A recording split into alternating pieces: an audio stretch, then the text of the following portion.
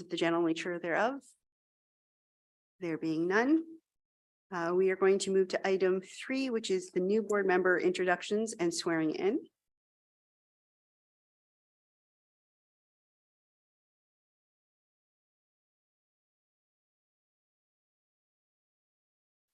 So I'll first introduce Deputy Mayor Michael Akpada.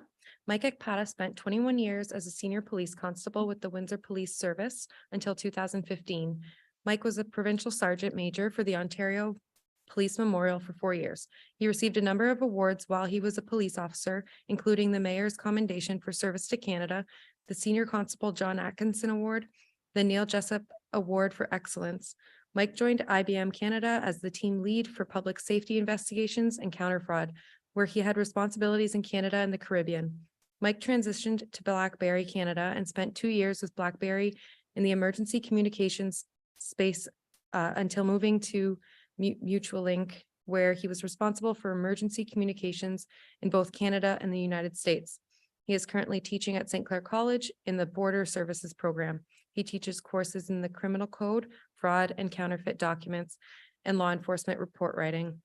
Mike served 26 years in the Canadian Armed Forces Primary Reserve in the Essex and Kent Scottish Regiment. He fought in Afghanistan with the 2nd Battalion Royal Canadian Regiment as part of Task Force Afghanistan Operation Athena. For his service in Afghanistan, Mike was awarded both the Task Force Afghanistan Commander's Commendation and the Area Commander's Commendation. Mike was elected to council in 2010 and has served 2 terms as a councillor and was acclaimed as the deputy mayor in 2023. Mike lives with his wife Sherry and 2 children, Reese and Reagan. So I'd like to welcome Deputy Mayor Mike Akpada for the swearing in.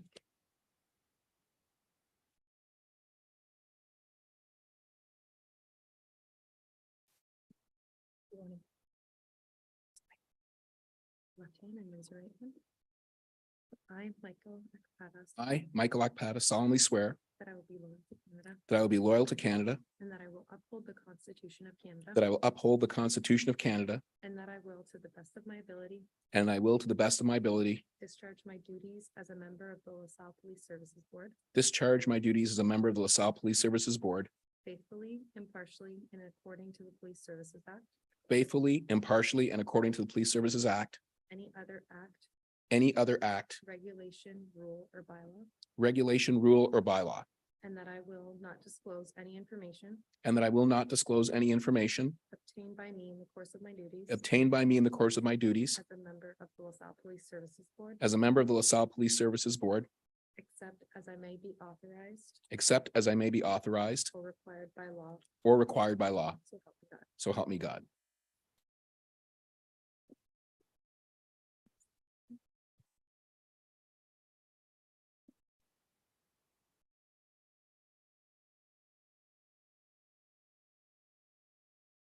Thank you. Thank you. Congratulations.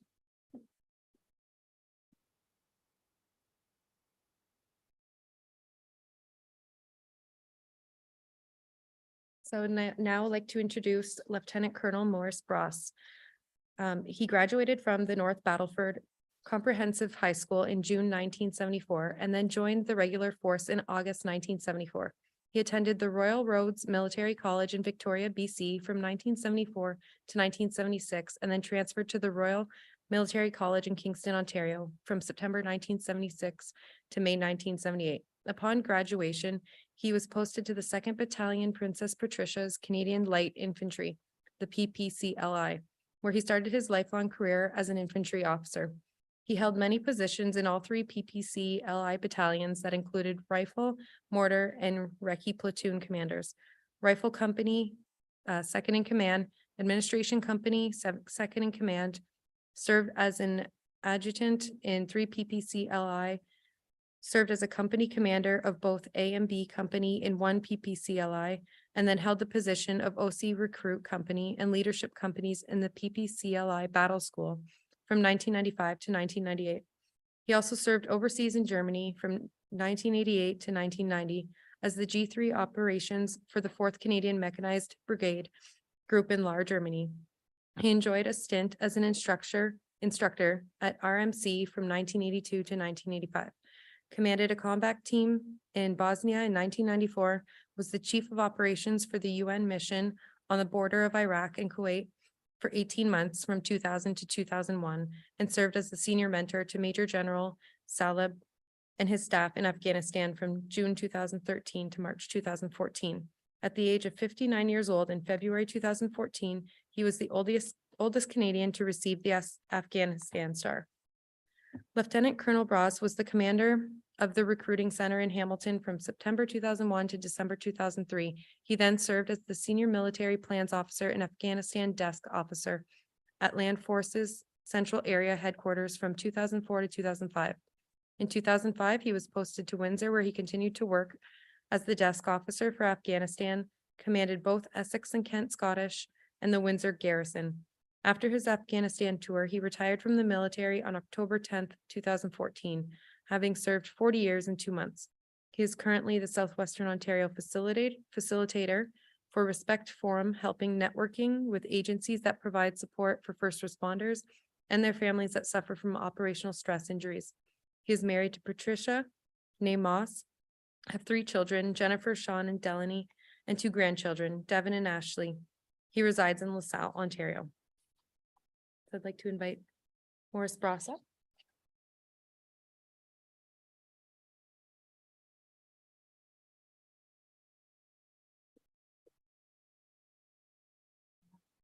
Raise your right hand.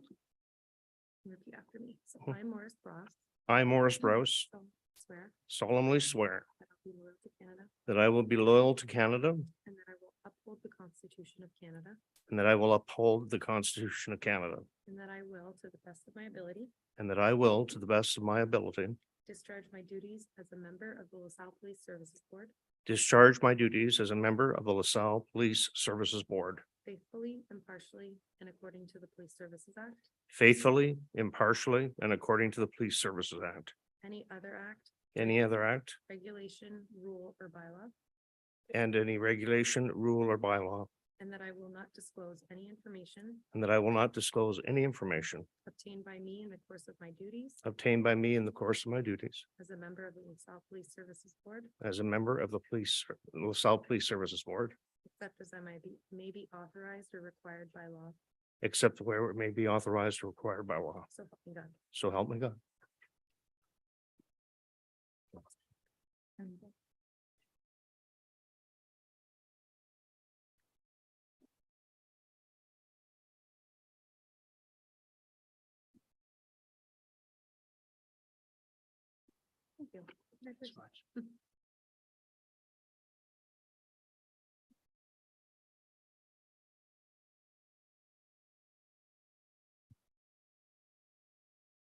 So I'll now introduce Mary Campagna. Mary's career has been rooted in finance and operational support and spanned many sectors, including healthcare, logistics, and pharmaceuticals. She joined Hotel du Grace Healthcare in 2012 and served as the Vice President Corporate Services, New Business Development, and Chief Financial Officer until her retirement in June 2021. Prior to this, she was Vice President Finance for AccuCaps from 2008 to 2011.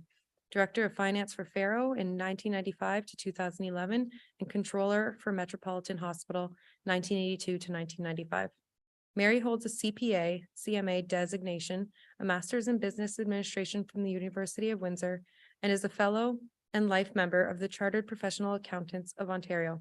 In addition, she holds an ICD-D designation from the Institute of Corporate Directors and a CHE Certified Health Executive designation from the Canadian College of Health Leaders. In addition to her career roles, Marie has held several governance positions in a variety of organizations. Currently, she is the board chair of Essex Energy Corporation, board member and chair of the Audit Committee of the Windsor-Detroit Bridge Authority, board member of Assumption University, past chair of Transform Shared Services Organization, and a past board member of the Windsor-Essex Regional Chamber of Commerce. A longtime LaSalle resident, Marie enjoys reading, walking, yoga, and cooking during her recreation time. The love of her life is her family, and in particular, her 3 grandchildren, Ella, Austin, and Aaron. So I'd like to invite Marie up.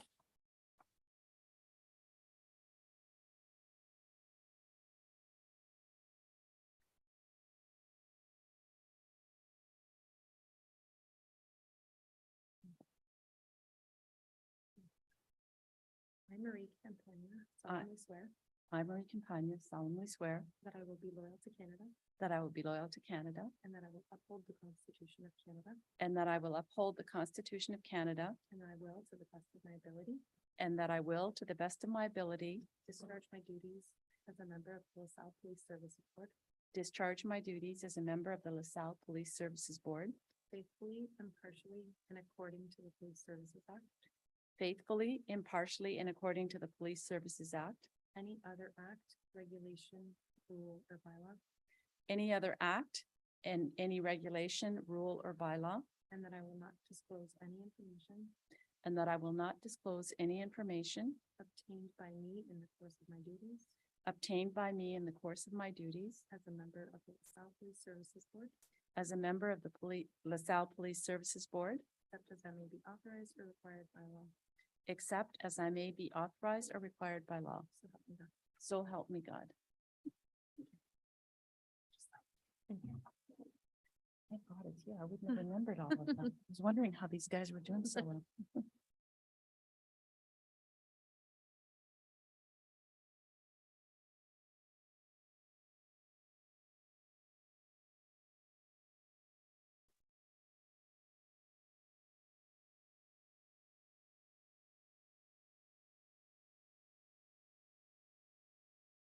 Okay, so I just want to take this opportunity to welcome our new board members for our 4-year term, and hopefully we can do some great things for the town of LaSalle.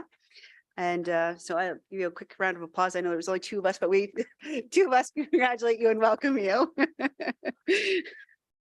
Okay, so we're going to move on to the election of our chair and our vice chair. Are there any nominations for the position of chair for the Town of LaSalle Police Services Board for 2023? Motion by Deputy Mayor Akpada. Ma'am, I'd like to nominate Oh. Her Worship Crystal Malash to be the chair of the LaSalle Police Services Board. I'll second. Okay, are there any other further nominations? I need a motion to close the nominations.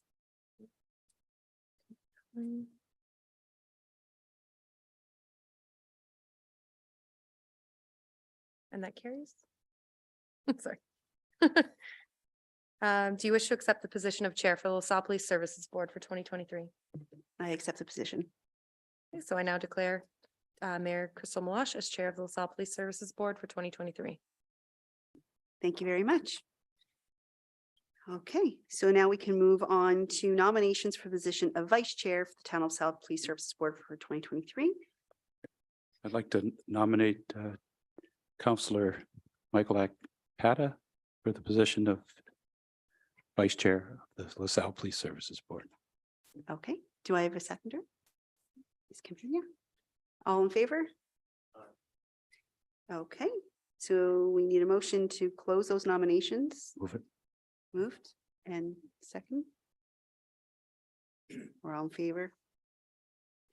And Deputy Mayor, do you wish to accept the position of Vice Chair for LaSalle Police Services Board for the year 2023? Yes, Madam Chair, I do. Thank you very much and congratulations. I now declare Deputy Mayor Akpada as Vice Chair of LaSalle Police Services Board. And now that that stuff's all done, we can move on to the adoption of minutes. These are the minutes of our November 14th, 2022 meeting. If we can get a motion for those to be adopted as presented. We get moved and support. Deputy Mayor, all in favor?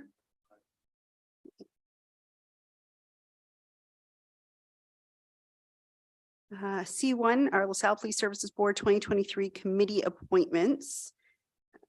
Go on to that.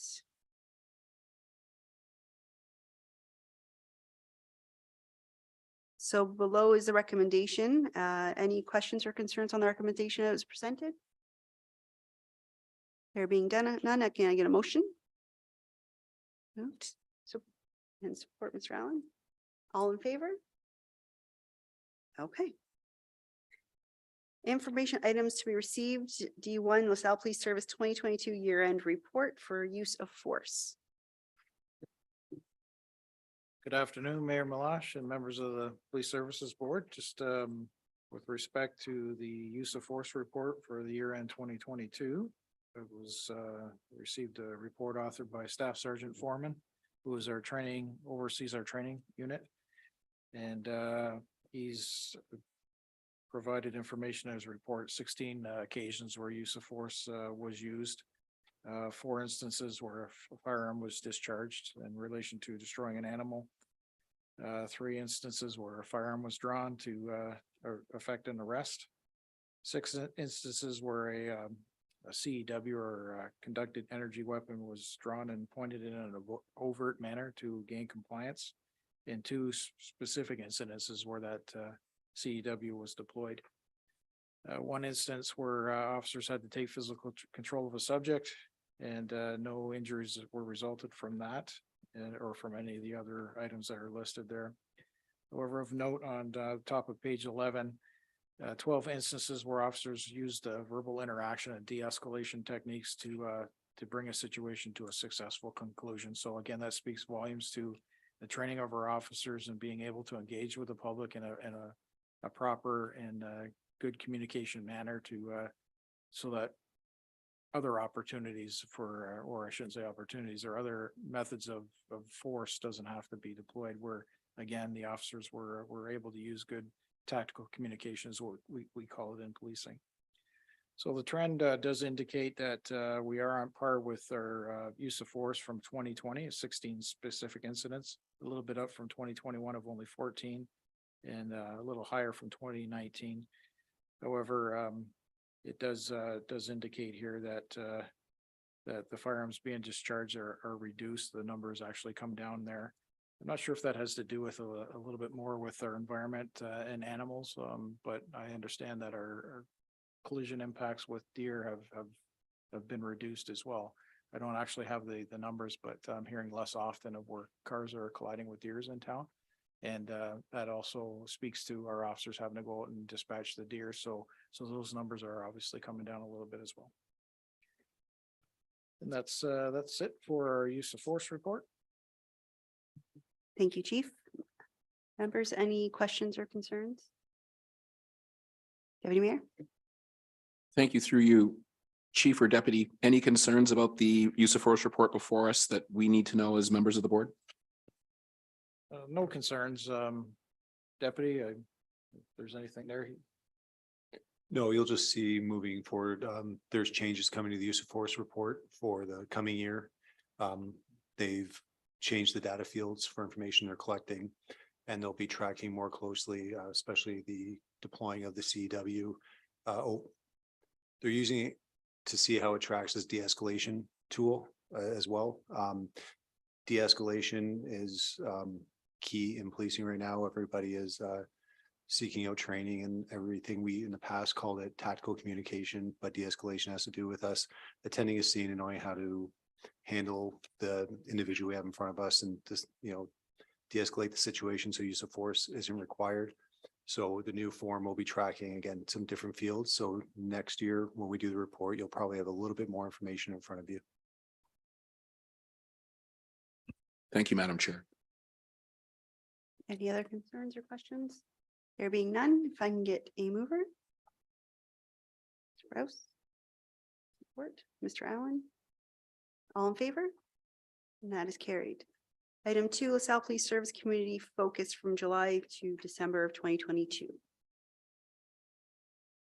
Madam Chair, just with respect to the community focus, the list that we have in the report does identify our community interaction and engagement by members of the service through the identified period. So you can see the list is growing as compared to what perhaps was before.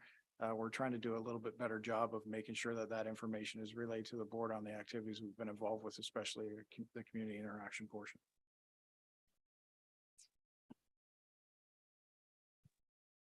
Any questions? I have one. On October 28th, you had the National Teen Drive Safety presentation at Villanova. Was that something that the school had asked for? Or is that something that we would normally do just because I see it's just at Villanova, or was that like an open session to the community?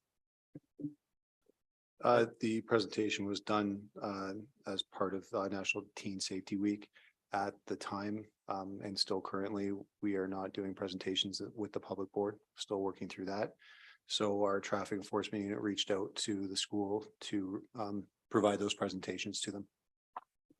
I was assuming that's the reason we didn't, but I had hoped you'd give me a different answer that things had changed but unfortunately they haven't. So, all right, if we can get a mover to receive that. Deputy Mayor, Ms. Capania, all in favor? Okay. And number 3, LaSalle Police Service Board's 2023 correspondence summary, number 1.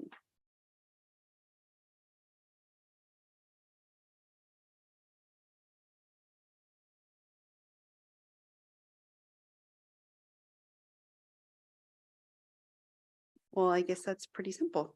Any questions or concerns on that? No? Motions? And support? Down, Deputy Mayor, all in favor? Okay. Our Crime Stoppers Coordinator and Statistical Report from November and December 2022. Chief, anything to add on that? Just a couple notes on that on page 24. Actually, sorry, page 23 and 24. It does indicate 19 tips were received for drugs, another 18 for robbery investigation that was posted on the media. And just again, our partnership with Crime Stoppers, certainly when we have something that's of significance in our community, we rely on Crime Stoppers to assist and generate tips.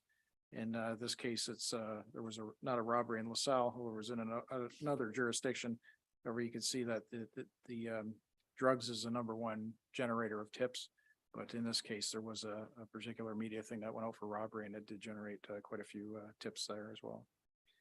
And then further on page 25, LaSalle Police Service, we did our crime prevention campaign kickoff on December the 8th. That was this bulletin talking about if somebody's asking you to provide a gift card or buy gift cards to pay a debt, or to saying that they need to get somebody out of trouble, go get some gift cards and then read the numbers back on the phone.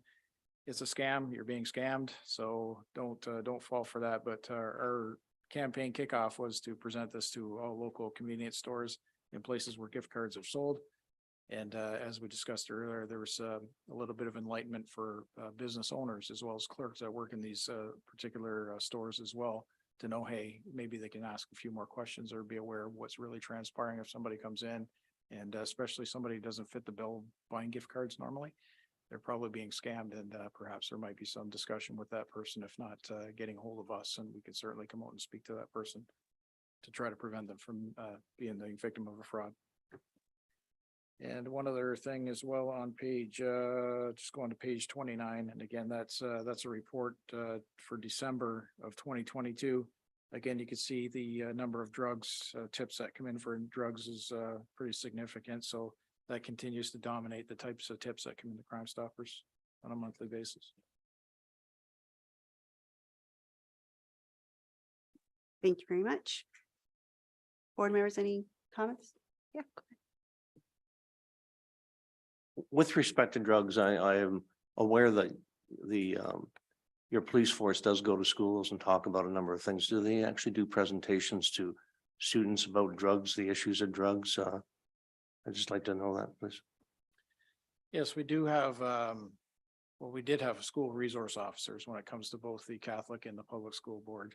At this particular time, there has been a pause on our police presence in schools in the public school system.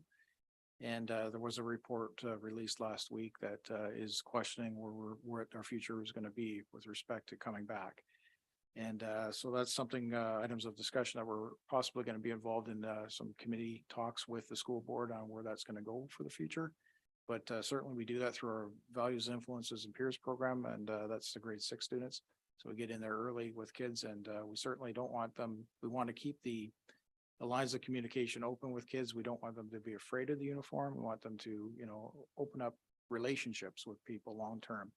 And I think the biggest message when it comes to school resource work is picking the right people to be in the schools to do the right thing with those children that are there, whether it's high school or grade school.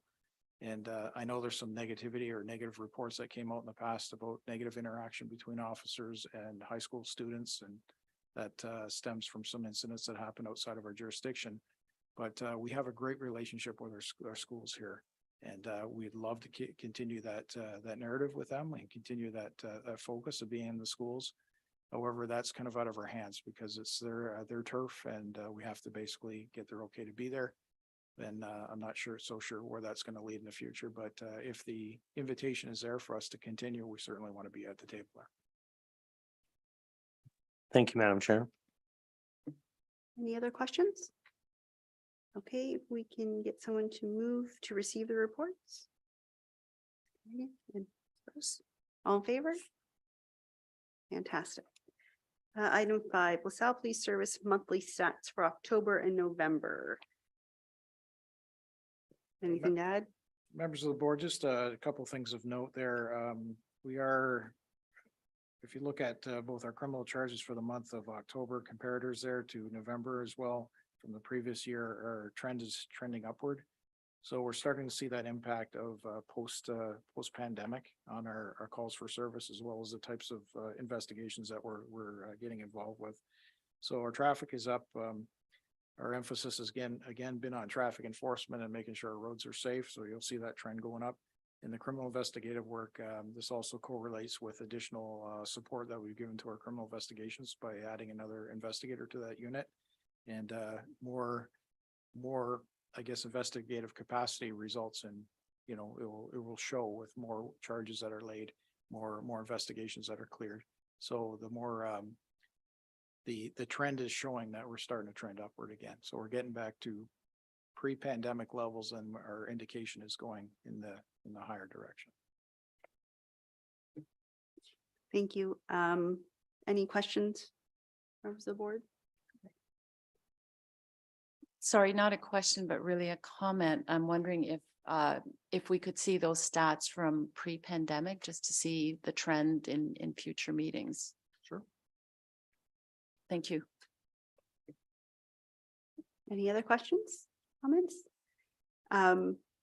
Obviously, we don't want to see numbers go up, but it makes sense what you're saying. The only one I like to see go up is our traffic warnings and cautions, Yes. because our residents are very vocal about that. But I can tell you this, the social media presence that you have currently is working. I don't know how many others have followed LaSalle Police. When you talk about some of the larger tickets that you've handed out in the past few months, our residents are very happy seeing that this is being done. They want speed bumps on every single street in the town. Obviously, we can't do that. So at least these updates that you're giving them is showing them that you're out there and we're trying to slow people down in our municipality. So I want to say thank you to you and whoever's running that page right now, because they're doing a really good job informing the public.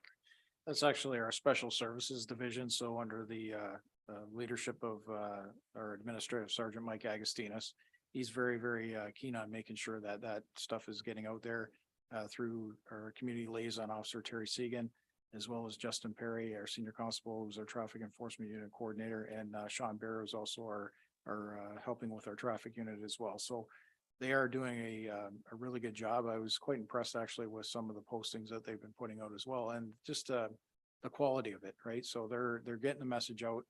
Of course, like you said, there's a lot of feedback that comes about people wanting everything everywhere, and we can't be everywhere all the time, but we certainly are trying to get those target areas and the priorities in town and getting those addressed as well. So This is a little bit off topic, but I'm going to tell you, your page is working based on what happened this weekend with the 2 young girls. I mean, the amount that was shared and how far that reached through Ontario. Even I saw there was like people in the US commenting on things like that. So the social media presence is really good for our community, and it is really helping. So just make sure to share our thanks.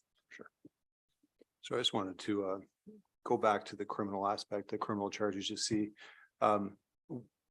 when you look at those numbers, it's sort of twofold. We are going back to pre-pandemic, regular society. People are out and about and going about their lives. And unfortunately with that comes, some criminal activity. The second part of this is I'll say rapid growth of this town. I think LaSalle continues to develop quite steadily. You see the subdivisions, the new condos and such going up. Regardless of anything, more population is going to lead to more calls for service, which is probably going to lead, as we're seeing, to criminal activity. It's not necessarily an indication of like things are going out of control out there. It's the reality as when you start creeping up into the 40,000-50,000 population range, you're going to expect the numbers of that size community. So again, we're sort of seeing that unfold at the same time for us. So just it's going to happen. Unfortunately, you're correct. All right, if we can get a motion to receive that as well. Your motion, yes, motion there and support. Deputy Mayor, all in favor? Okay.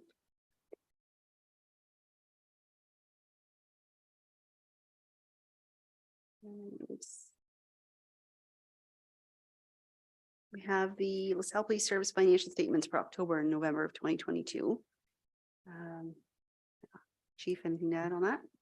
A couple of things just to note, there's been a change with our, the passing or the ratification of our collective agreements this past year, 2022. So that had a bit of an effect on some of the processes. An example would be where the previous contract, we had payouts of sick time that took place in January. And with the new contract, the payouts take place in December. So with 2022, you both have January and December payouts. So those will affect some of the numbers. And we've also had an issue with our uniform order from late 2021 with a personnel issue and trying to get our uniform and clothing order in. And that caused our substantial orders that we needed for the end of 2021 to be pushed into 2022. So those inflate those numbers as well. So unfortunately, those were things out of our control and the human resources issue there that we were dealing with at the time. But just overall, if you look at some of the other significant increases, there's vehicle insurance as well as fuel. And speaking with Dale Langlois, our finance director, he is certainly, we work together hand in hand on the budget and forecasting and predicting and making sure that we keep things as tight as we can. And they're recognizing, I think right now, right across all departments, the increase in fuel. I think it's in the area of 30%, if I'm not mistaken, for everyone. And so it's unfortunately the war in Ukraine has a ripple down effect even to us, and we're dealing with that as well. And it's causing some concerns here for us as well. And that's kind of it for the financial statement. Board members, any questions? Ms. Campbell? Yes, thank you. Just looking at the statements as of the end of November, it would look like you're going to be over budget for the full year. Would that be an accurate assumption? I believe it will. In the end, it's, we started out the year again, that was probably it was pre-war announcement. I think that took place in February or March. And certainly that's had an effect on us. One thing that we really try to, I guess not enforce, but our philosophy within our service is maximize our efficiency and effectiveness. So we're trying to do the very best we can with the money that's allocated to us. And we're very, very careful with our spending.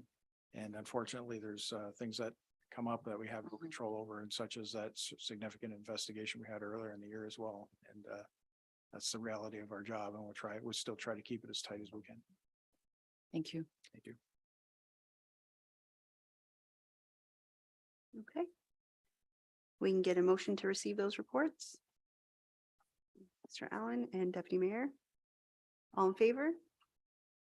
Okay, that moves as well. And item 7, LaSalle Police Service Board financial statements for October, November. Any questions? If I can get a motion on those. Moved and support by Mr. Allen. All in favor? That moves as well. Any questions or statements by board members? Nothing. I have a question. And I know this really has nothing to do with you guys, but just kind of want your opinion on it. With the incident that happened this weekend, a lot of people are asking why we can't do Amber alerts. And I know why.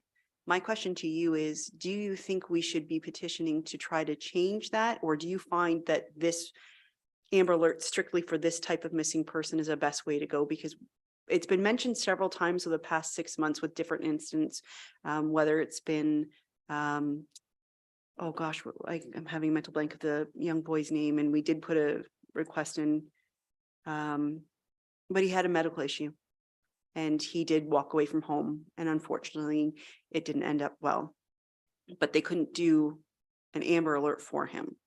should we be considering something different in Ontario like they do in the States where they have the blue alert? Obviously, if there's an officer that was involved, they have, I believe it's like a green alert or a camo or something like that when it involves somebody who's, I don't want to say in the line of duty. What would you say would describe that? Anyways, there's 4 or 5. I researched it actually the day I was in Kentucky with my daughter because we got a blue alert sitting in a restaurant. We all looked at each other and said, what the heck is a blue alert? And I learned that they had all of these different alerts depending on the instance or the circumstance that they were in. And there's been more and more missing person cases. And I'm wondering if that is something that, some of these boards should be considering, is to petition the government to look into other forms. Would it be helpful for you? Like I said, the social media page was fantastic. It took off and it was shared, I don't know how many times. Mhm. But if we had that alert for those people who aren't on social media, would that have helped as well? I think it, well, any media coverage or any type of broadcasting information would have helped, right? The more that we had it out there, I think that whole sharing that we had on social media certainly helped us in our investigation on the weekend. To say that it meets certain criteria, I know Amber Alert is very tight when it comes to abductions, and it's mostly, if it's a parental or non-parental abduction. And it's very specific about what it looks for, but I can see the value in having something even, we have wandering people, like elderly people that may go missing, right?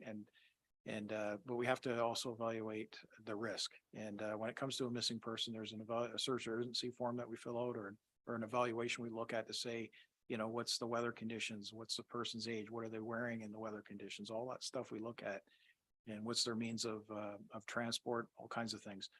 But in this particular case, the dynamic wasn't quite there. Like our investigative, we put it out on social media with the information that we had, and it wasn't complete for the public's knowledge. But yet there were certain things that we wanted to get the message out because we had a concern. But to say it was the concern of, a child that was just abducted, it wasn't that. Mhm. So it fell within a different threshold. But there's always value in having information. If we can get information broadcast all the time. The only thing I'd say with that though is at some point, is there a desensitization to it? So you see it all the time and you just go, oh, there it is again. It's like a car alarm at the mall. Nobody cares anymore, right? So they hear it, whatever, right? Because somebody bumped the door or that. So we certainly don't want that to happen. But certainly there's always value again in just getting that message out. And I think the steps that we took over the weekend really proved that the system worked for what we were looking for. But if it was done through an Amber Alert, we might be sending messages up to Kappa's casing that had nothing to do with us. And was that really appropriate? Probably in that case it wasn't. But there's two sides to the fence. Yes, there's always value in more information getting shared. But on the other side of it too, we have to look at again, I don't want to desensitize people to what our needs are. So anything? I actually concur with the chief where it's the idea of the having it go out too often. What are the criteria? What are we looking at? Every situation is different. And each one carries its own unique threats or what may be perceived as a threat, or so we do definitely want to be careful with first of all, the information we put out, and there is still privacy issues depending on the circumstance with how much you can share. I'd have to look into these different alerts that you have seen over in the States. Again, comparing over there, different laws and such. So, but I definitely think that if we were to flood the media market with different alerts on a regular basis, it's exactly what the chief said. You will have people not paying attention to them. Sadly, I'm glad it worked, but I do find it sad that it seems to be social media is it's the biggest tool you have out there. And it's interesting the way it works that way. Thank you. I appreciate it because they said we had an incident in Windsor months ago with a young person, and the same comments came up, and I was reading them and I thought, I don't know if that's something that we should be evaluating here, and just thought I'd ask the professionals their opinion. And then the only other question I did see on social media regarding this incident was we were able to update and say everything They were returned safe to their parents. And there was a lot of people wondering if there's any way you can add something that says like there's no concern to community, or is there a way, because there were people saying, well, okay, that's great, they're safe. We're very happy they're returned to their families, but Sorry, I just, our release stated that there was no foul play. I think maybe some people just didn't read to the bottom, but it clearly stated that there was no foul play and everything was fine, so. And we did hold a debrief at our station today regarding the circumstance there, and look at what we can do to improve next time. And certainly one of the topics of discussion was updating and where we stand with that. So if there was nothing new, we can also say there's nothing new, you know. So again, the sharing of information, we're asking the public for help, but we also want to let the public know where we're at with the help, right? So those are learning things for all of us as well. And we certainly want to try to improve for next time as well, if there is a next time, and hopefully there's not, but I'm sure there will be, unfortunately. But what we want to do again is just, we want to make sure that we learn from our past and make sure that we can do the best job we can going forward. thank you. And obviously thank you to yourselves and your officers, because it was a good resolution to this weekend. And I know there was a lot of extra hours put in for this. So thank you to everybody. No other questions? So we have a schedule of upcoming meetings, which is March 20th at 4:30. And I believe you will not be here as you're enjoying some time away. That's correct, your worship. I'll be in Spain. I know, right? Well, enjoy yourself. We will be here. And we will